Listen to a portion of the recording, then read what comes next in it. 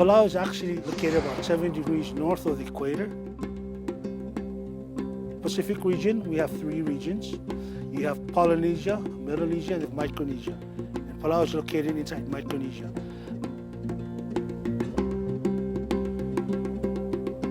Micro meaning small, Nesia meaning islands. So we're small islands, that's our subregion. It's always summertime around throughout the year, 365 days. And Palau is roughly about 108 square miles altogether, mainly made up of 3 sections on the island. Belau, which is the biggest island, the other region, which is Koror, which is where we're at right now. And then you have what you call Yoldao. Yoldao consists of Peleliu, Angar, Tobi, Sansoron.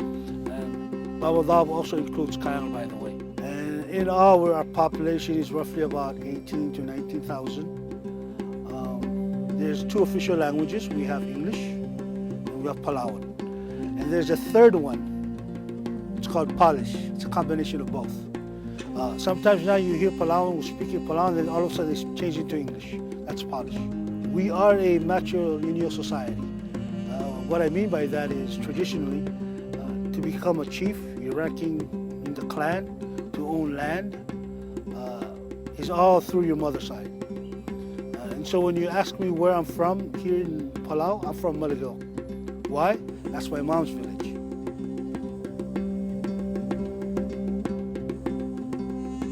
There are 16 states in Palau. These states were actually villages back then. They were districts. And so when Palau became independent in 1994, these 16 municipalities back then became states. So there are 16 states now in Palau.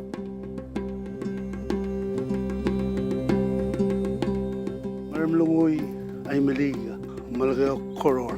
Those are the 4 highest traditional ranking states in Palau. So I'm from one of them, Ermeligyok. Ermeligyok is actually on the east coast of Belau. And also if you ever into Palau, you go to our new Capitol building, you're actually in Ermeligyok already.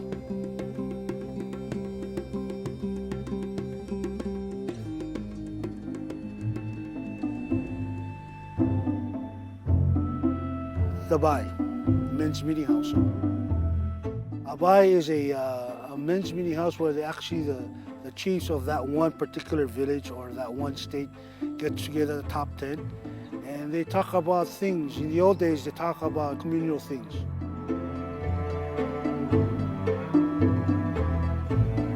That's the one place where the chiefs would get together and discuss either going to war, what was the village, or trying to manage a resource, or try to prevent some sort of a natural disaster or prevent village from going to starvation.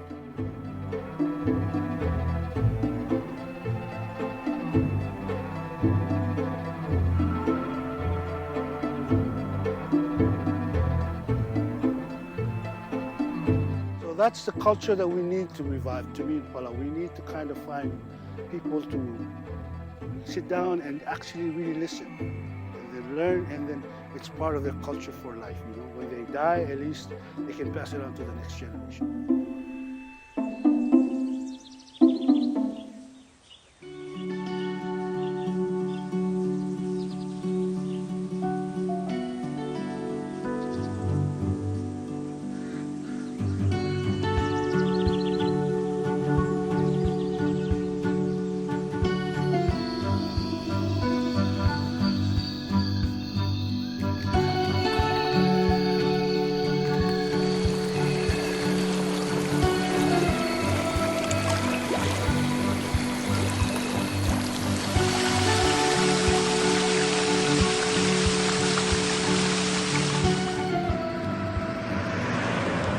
Palau, amazingly, we have our own endemic species, the flora and fauna.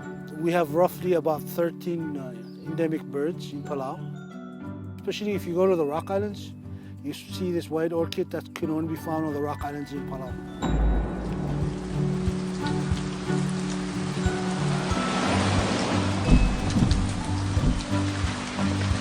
Videography is when it's actually made up of mangroves. You start from the reef flat, and then you come to the seagrass bed, and you come to the mangroves. It's called a savanna, and the savanna is kind of an open field prairie. And then from the savannas, you go up to the forest.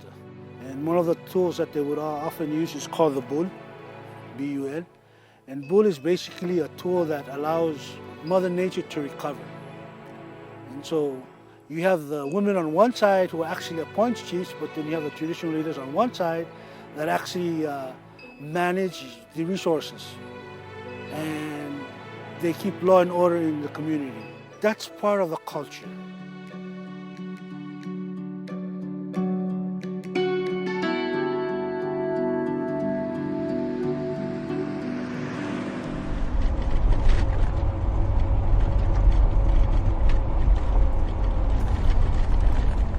My name is Tokie Suzuki. I'm originally from Iwal State, island of Republic of Palau.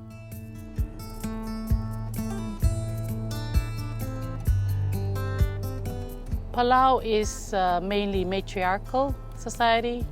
The women choose the chiefs and the chiefs do the work for the clan. So mainly the man is the one earning the money and the woman takes care of the children and the house. So growing up in this type of society, we knew our responsibility as women and we know what the responsibility is for men. And so we show that to our children to tell them that you have a voice, so you don't just let the men make all that decisions, and you get up and you have that ability to go and do what's necessary to make that change for the country.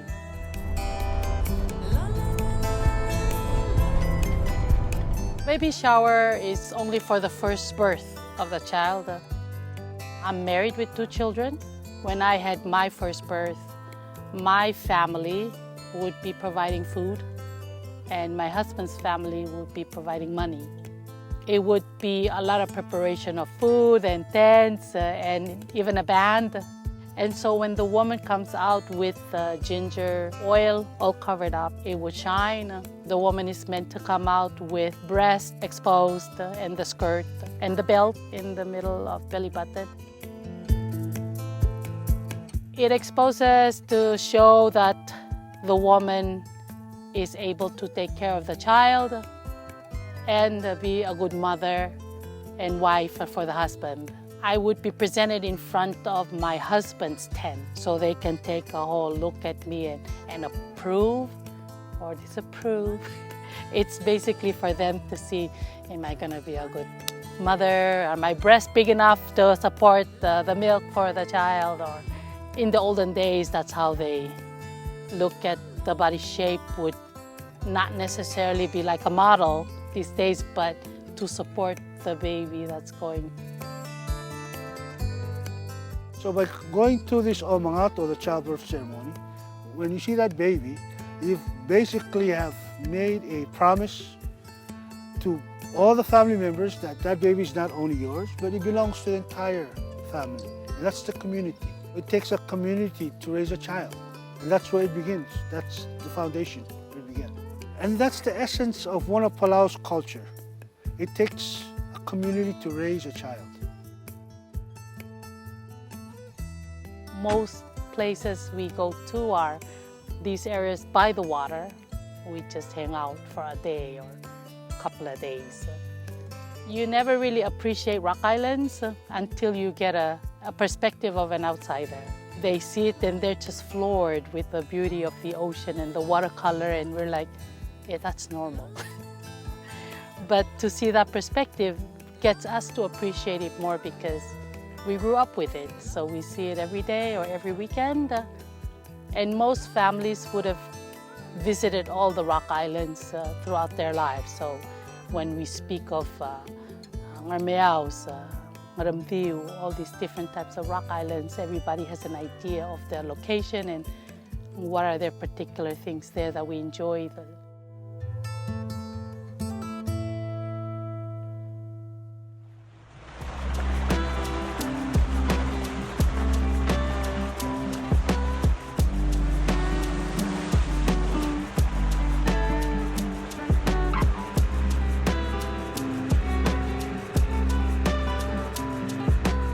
初めてロックアイランド見た時はとにかく驚きましたね。ここが海だっていうことに。パラオの島、いわゆるロックアイランドっていうのは日本の島とは全然違う形なんですよ。ロックアイランドの中を最初にボートで駆け抜けていくときにね、海面のその静けさ、島の雰囲気っていうものが、ここが本当に島なのかって思うくらい衝撃が強い景色でしたね。印象的でした。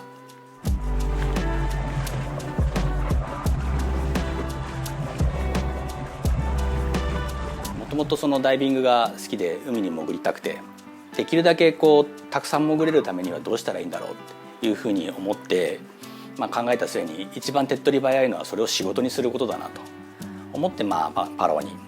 パラオのダイビングポイントというのはものすごくバリエーションが豊富なエリアというのかな、パラオ自体が非常に豊富なバリエーションの豊富な海だと僕は思っていまして、バリアリーフに囲まれた内海とその外側のアウトサイドリーフ、特にやっぱりすごいなと思うのは外海のそのダイナミックさ。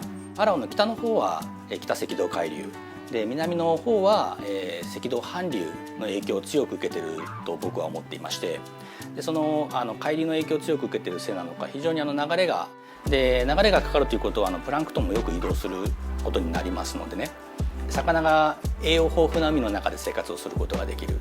必然餌がたくさんあるので魚の数も増えてくるということで、とにかくその魚の種類も、そして魚の数が多いっていうのがね、このダイブサイトのやっぱり僕はすごいところなんじゃないのかなっていうのは、潜るたびにやっぱ感じるところですね。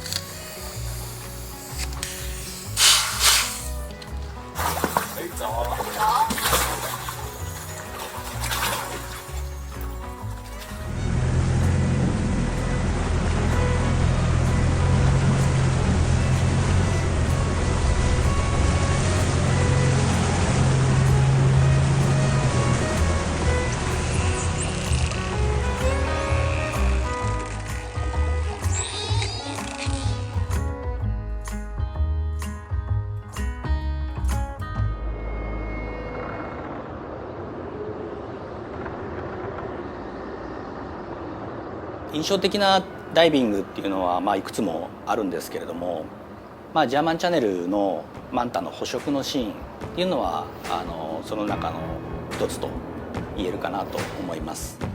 毎年秋口になるとマンタが繁殖のためにジャーマンチャネルというポイントに集まってきます。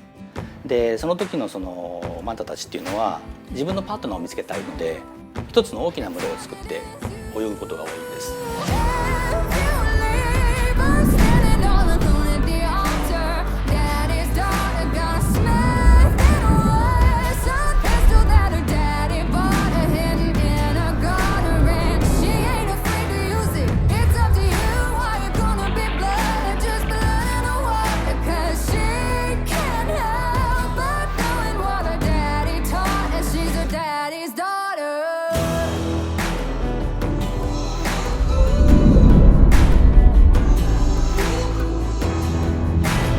すごく壮大で、このパラオの海の力強さっていうものを象徴する僕はシーンだなといつも思うんです。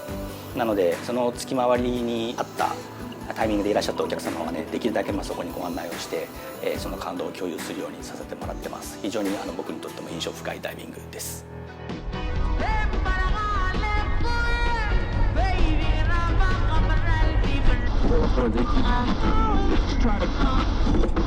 Ali from the island of Palau. This is your captain speaking. Lend me your ears. Director General of the World Health Organization, Dr. Ted Ross, has declared that March 2020 outbreak of the new coronavirus is a pandemic. The number of people infected worldwide is increasing and accelerating and has reached more than 100 countries and territories, indicating that early containment is unlikely. I think globally nobody knew what the pandemic would look like in 3 months. Tourism is our #1 economy, and so we were heavily depending on it. And before the pandemic, tourism actually, in one study, it actually provided close to 60% of our island economy. But the number one thing was safety. And so when Palau officially went to a lockdown in April of last year, I hate to say this, but to me it became Palau again.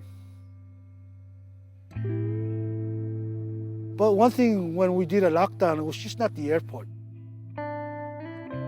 Restaurants closed.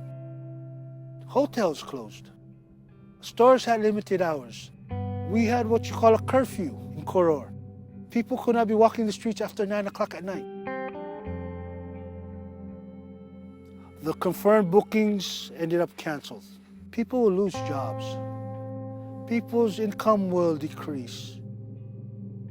Families will have to become more resourceful in other ways. Tour operators, tour guides, people who worked in the hospitality industry, they became fishermen, full-time fishermen. People also were looking for a part-time job, whatever job they could get, to supplement their income. It also, because we were so dependent on foreign workers in the tourism industry, so when the pandemic hit, we had a lot of these foreign workers, they couldn't go anywhere. So we had to work with our bilateral partners like the Philippines and so forth, and they had to charter flights to bring these people back. And so as the world panicked, Palau also panicked.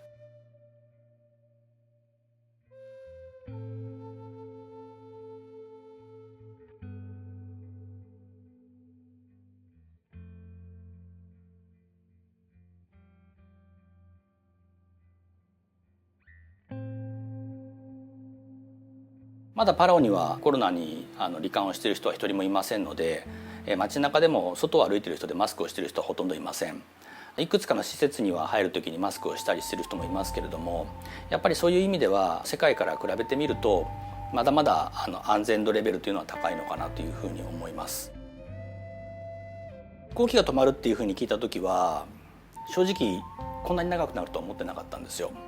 だからまあそうかと、数ヶ月したらまた元に戻るんじゃないのかなというイメージでしたね。だからその時自体はあんまり深刻に、いやもちろん状況としては深刻なんだけれども、今よりも深刻には考えてなかったかなというイメージですね。基本的にはやっぱりお客様がいらっしゃらないので、収入がどの会社もない。これはビジネスを運営していく上で、最もというか唯一にして最大のインパクトかなというふうに思います。それでも施設であったりとか維持していかないといけないので、そういう支出はね、出続けていってるので、やっぱり長くなれば長くなるほどこのダメージっていうのはインパクトは大きくなっていくと思います。僕だけじゃなくて、パラオ中の、もちろん多分世界中のね観光業のビジネスをされている方は皆さんやっぱり同じように耐えてらっしゃると思います。たくさんの時間が手に入るようになりましたね。でこれはいいことなのか悪いことなのか自分でもよくわからないんですけれども、今まで20数年間そのお客様たちと向き合う仕事をずっとやってきて、毎日人と会うことがもう当たり前、そういう生活をしてきたんですけれども、このパンデミックになって飛行機が飛んでこなくなってね、お客様が来れなくなって、結果一人でいる時間がものすごく多くなりましたね。人に会わないということがこんなにつまらないものだっていうのを本当に改めて骨身に染みたこの1年かなと思います。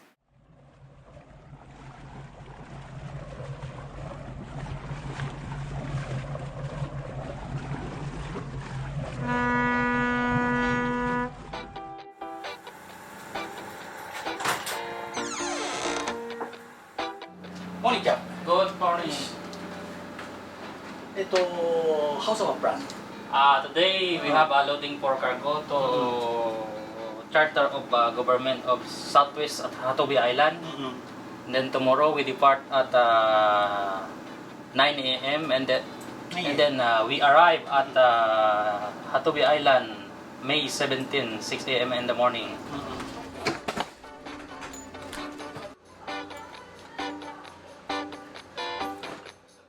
今はお客様がいらっしゃらないので、通常の、いわゆるそのダイブクルーズというのはできていません。なんですけれども、2012年からずっと続けているパラオの南西諸島、ハトホーベイ州とソンソロール州の州政府に対して島の人や物資を運ぶお手伝いですね。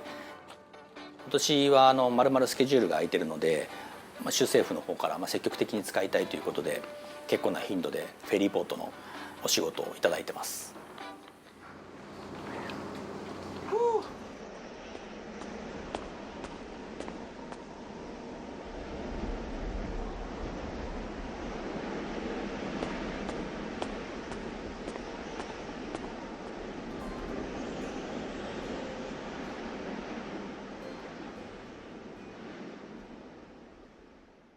とても不思議な感覚で今パラオの海を見てます。っていうのは、今までは、ずっと徐々にやっぱり人間が潜ってるインパクトを受けて環境が傷んでいくのをずっと見てきました。でここで今パンデミックになって人が潜らないようになって環境が戻っていってるという現実を目の当たりにして、個人としては非常に驚きながら喜ばしいことだと思ってます。で、そういった状況を目の当たりに改めてね、今までも頭では分かってました。だけどそれを改めて目の当たりにすることによって、この先ね、自分たちがダイビングガイドとしてどうやってお客様たちを案内しなければいけないか。でそうすることによって、この海がどういうふうに維持され、同じ状態に近いまま将来へつないでいってあげることができるのかっていうのを、おそらく今パラオに残ってるガイドの人たちはみんな同じようなことを学んでると思います。個人的にもだからすごくいい経験ができたと思ってますし、これをやっぱり忘れてはいけないと僕はすごく思います。個人的にはどこからか始めないと多分始まらないと思っていたので、そういう意味では非常にいいきっかけにはなったのかなと思ってます。今はね、パラオと台湾だけで、やっていますけれども、これもまたもちろんね、新しいことを始めるっていうことは賛否両論あって、でいいことばかりではないし、反対する人もたくさんいるとは思うんですけれども、さっきも言ったみたいに何かを始めないと何も始まらないことを考えると、これは僕はすごくいい試みだったんだろうと思ってますし、僕個人的には評価してます。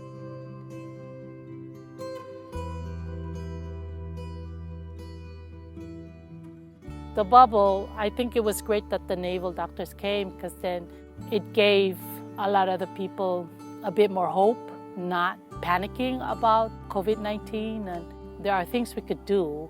I mean, we can't just sit and wait. We have to be looking at solutions and ways on how to get to be opened again and having some type of business slowly. It doesn't have to be a lot. It can be a slow, so we can all be comfortable about this. Because I think there's still some concern, which is fine. Everybody should be open about what they feel. But to do it slowly, I think is the best plan, so everybody just kind of slowly gets comfortable to doing it, rather than too much and then it dies and doesn't work out. So yeah, I think this is a great way to start the bubble, and hopefully there's going to be another country. 観光業はね、多分なくならないと思います。人間が新しいものを見てみたいという冒険欲求がなくならない限り、僕は観光業はなくならないと思うんですね。で、どんなに今バーチャルが発達をしてきて、今いろんなね番組なんかもありますけれども、でもその人間がやっぱり求めるそのリアルっていうものは、おそらくそのリアルへの欲求っていうのかな、多分僕はなくならないと思うんですよ。なので数は減るのかもしれないし、形は変わるのかもしれないけれど、観光業、要するにその場所に行ってお客さんたちがその体感をする、リアルを楽しむっていうことは僕はなくならない気がします。なのでそういった意味では、時代に合わせた観光業っていうのは多分僕はできるんじゃないのかなと思いますし、そういうふうに僕ら観光業事業者も変わっていく、かっこよく言えば進化していく、ことは必要なのかもしれませんけど継続はすると思います、発展していくんじゃないでしょうか。発展していきたいですね。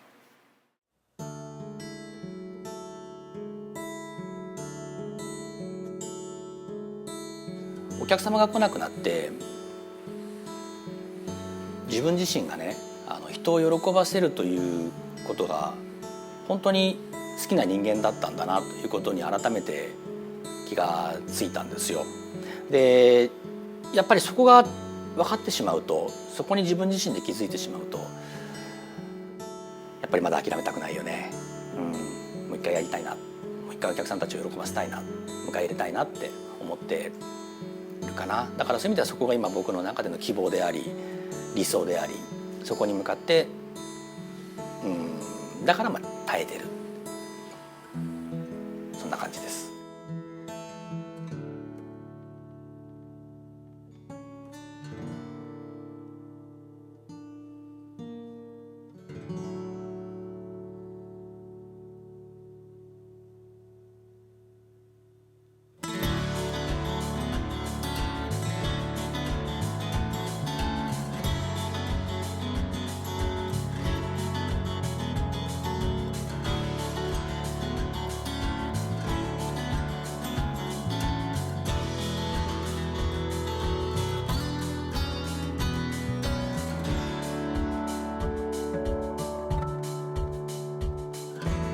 I hope Palau will come back to normal.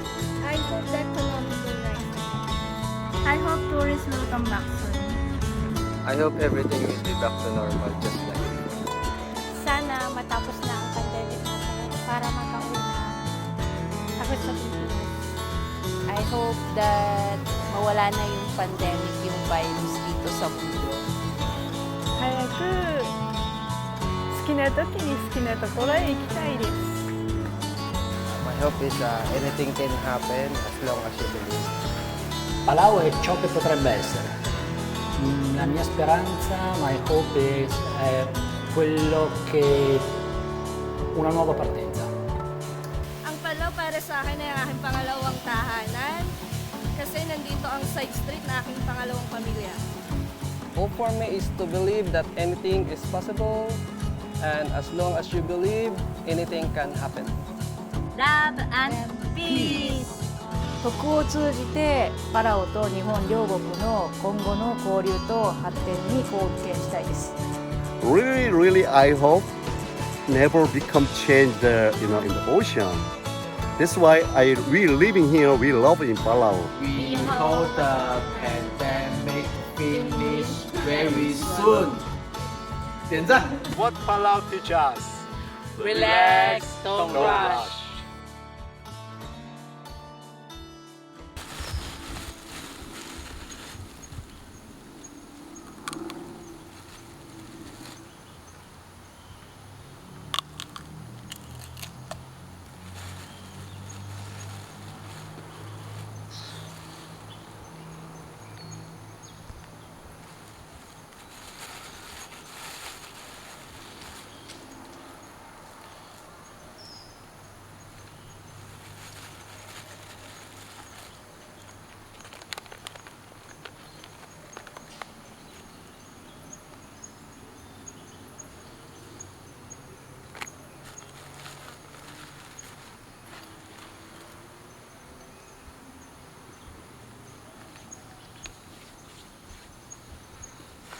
So, people ask, what does Burino do for you? That's the $1 million question, and I'll give you the $5 response. It's like sex without attachment. Meaning, when you chew Burino, it gives you that burst of energy, and then when you're done, you're done. Unlike sex is when you finish that burst of energy, you still have to cuddle, hold, take her home. Burino, no. It's sex-free, but it gives you that burst of energy.